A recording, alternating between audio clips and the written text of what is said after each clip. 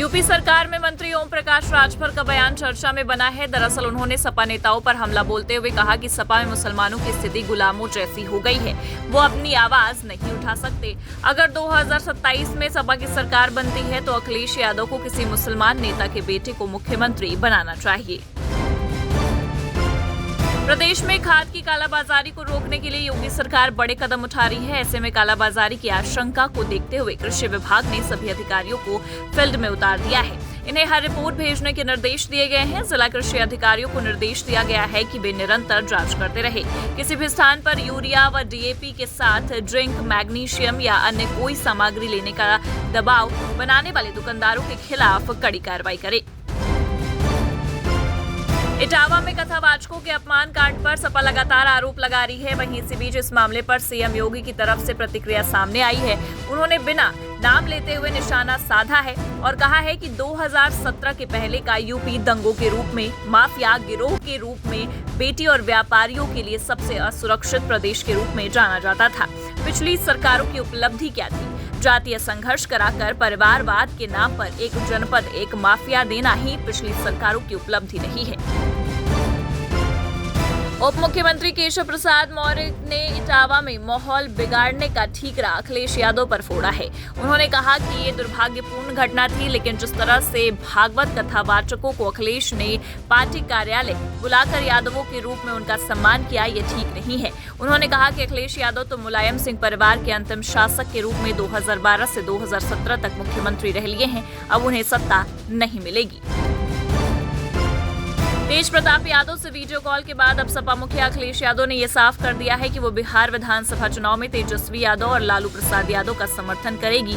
इससे पहले भी अखिलेश यादव ने बिहार के विधानसभा चुनाव में लालू प्रसाद यादव को समर्थन दिया था। उन्होंने कहा कि हमारी पार्टी लालू जी की पार्टी के साथ खड़ी दिखाई देगी।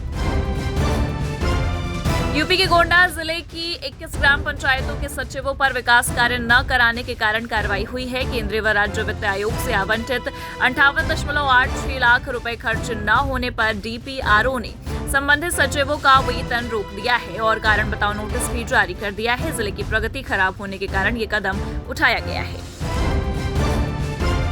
केंद्रीय कृषि मंत्री शिवराज सिंह चौहान ने वाराणसी में कहा कि भारत के संविधान को धर्मनिरपेक्षता और समाजवाद शब्द की जरूरत नहीं है। ये दोनों शब्दों को हटाया जाना चाहिए। आपातकाल विषय को लेकर प्रेस वार्ता कर रहे शिवराज सिंह ने कांग्रेस को इन दोनों शब्दों के लिए खूब लताड़ा। कहा कि संविधान में बाद में अपने फायदे के लिए इसे जोड़ दिया गया, जबकि इसकी जरूरत नहीं थी। भारत की संस्कृति का इससे कोई संबंध नहीं है। उत्तर प्रदेश के माध्यमिक विद्यालयों में शिक्षकों के तबादलों को लेकर विवाद खड़ा हो गया है। आपको बता दें कि शिक्षा विभाग पर आरोप है कि उसने पहले से पूरी की गई ऑफलाइन स्थानांतरण प्रक्रिया को दरकिनार कर केवल ऑनलाइन तबादलों को तरजीह दी है। उत्तर प्रदेश माध्यमिक शिक्षक संघ ने चेतावनी दी है कि यदि इस सप्ताह ऑफलाइन तबादला आदेश जारी नहीं हुए तो वे 1 जुलाई को शिक्षा निदेशक कार्यालय का घेराव करेंगे।